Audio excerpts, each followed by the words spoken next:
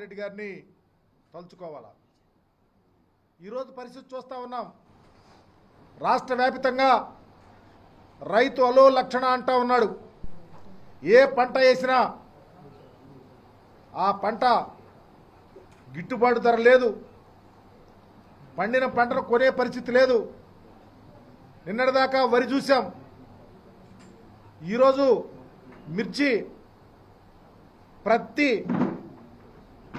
అలాగే పొగాకు, మినుము, పెసర, టమాటో అన్ని పంటలు మద్దతు ధర లేక, కొనేవాళ్ళు లేక రైతులు విలవిల్లాడిపోతూ ఉన్నారు.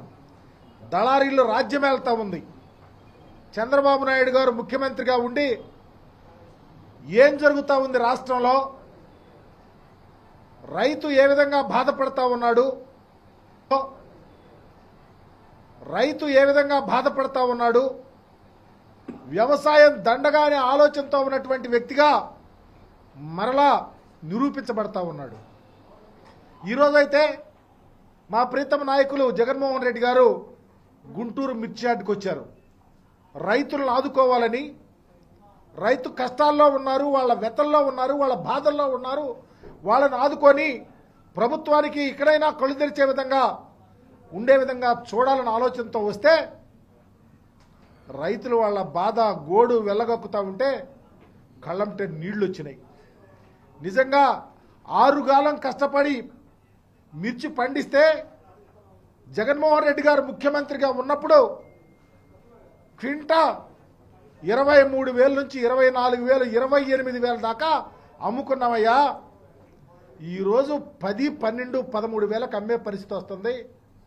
కొనే నాదులు లేరు, దళారీలు రాజ్యమేళ్తా ఉన్నాడు అని వారు చెప్తా ఉంటే, జగన్మోహన్ రెడ్డి గారు ఉన్నప్పుడు ఊళ్ళల్లో రైతు భరోసా కేంద్రాలు ఉన్నాయి. ఈ క్రాప్ చేయించేవాళ్ళు ఏ పంట ఎంత వేశారు, ఎంత నమోదు చేశారు, ఎంత పండింది, ఎంత దిగుబడి వచ్చింది, ఏ విధంగా కొనాలి, రైతులు ఏ విధంగా ఆదుకోవాలని ఒక కాన్సన్ట్రేటివ్గా పరిపాలన జరిగింది. మేము చాలా ధైర్యంగా గుండె మీద చేసుకొని హాయిగా బ్రతికేమని చెప్పినటువంటి పరిస్థితి ఈరోజు చూసాం. కానీ చంద్రబాబు నాయుడు గారు ఈరోజు ఆ ప్రభుత్వంలో కానీ ఆ మంత్రులు కానీ వ్యవసాయం చేసే రైతు యొక్క విలువలు ఎక్కడా వాళ్ళకి కనిపిస్తలా. చివరికి జగన్మోహన్ రెడ్డి గారు వచ్చి రైతు కష్టాలు, వాళ్ళ వ్యతలు ప్రభుత్వానికి తెలియపరిస్తే ఆగమేఘాల మీద కేంద్ర ప్రభుత్వానికి, కేంద్ర మంత్రికి ఇవాళ ఉత్తరం రాస్తా ఉన్నాడంట. మీ బ్రతుకంతా ఇట్లాగే జగన్మోహన్ రెడ్డి గారు ఇదిగో ఇది జరుగుతూ ఉంది, తప్పు జరుగుతూ ఉంది, ఇది చెయ్యండి అంటే అప్పుడు మీరు మేల్కొల్పుతారు, అప్పుడు మీరు నిద్రలేస్తారు. ఎంత అన్యాయం అని అడుగుతా ఉన్నాం. అందుకనే మా నాయకుడు చెప్పినటువంటి విధంగా ఈ రాష్ట్రంలో రైతు సంక్షేమం విరాజిల్లాలా, పార్టీలకు అతీతంగా రైతులు బాగుండాలా, ఏ పంట వేసినా ఆ పంటకు మద్దతు ధర ఇవ్వాలా. మేము ప్రవేశపెట్టినటువంటి కార్యక్రమాలు రైతు భరోసా కానీ, ఈ క్రాప్ చేయటం కానీ, రైతుకు లైసెన్స్కి సంబంధించి కానీ అన్ని విషయాలలో పునరాలోచించి ఇన్కార్పొరేట్ చేసి రైతులను ఆదుకోవాలని డిమాండ్ చేస్తూ ఉన్నాం. ఎంత దారుణం అంటే, ప్రతిపక్ష నాయకుడు వస్తూ ఉంటే ఒక్క పోలీసు కూడా లేడంటే మీ పరిపాలన ఎంత దారుణంగా ఉందో, జగన్మోహన్ రెడ్డి గారి మీద ఎంత కుట్ర కక్ష సాధింపు చేస్తా ఉన్నారో అర్థమవుతా ఉంది. నేను అడుగుతా ఉన్నా చంద్రబాబు నాయుడు గారిని, మీరు పోలీసులు లేకుండా చేస్తారేమో.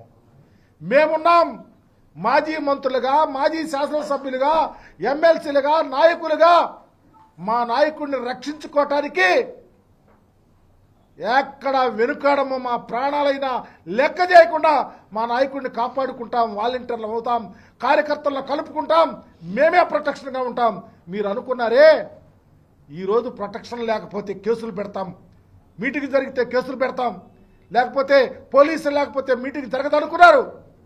ఇలాంటివి ఎప్పుడు చేసినా మీ కుట్రలు, మీ కుతంత్రాలు లెక్క చేయకుండా మా నాయకుడిని కాపాడుకొని ఈ రాష్ట్రంలో మరలా వైఎస్ఆర్ కాంగ్రెస్ పార్టీని అధికారంలో తీసుకొచ్చుకోవటానికి, రైతు సంక్షేమానికి పెద్దపీట వేస్తాకి, ప్రజా సంక్షేమాన్ని భుజాన వేసుకోవటానికి, మీ కుట్రలు కుతంత్రాలు ప్రజలకు తెలియచేయటానికి జగన్మోహన్ రెడ్డి గారి నేతృత్వంలో ప్రతి ఒక్కరు మీ కంకణబద్దులుగా పనిచేస్తామని మీ ద్వారా తెలియపరుస్తారు.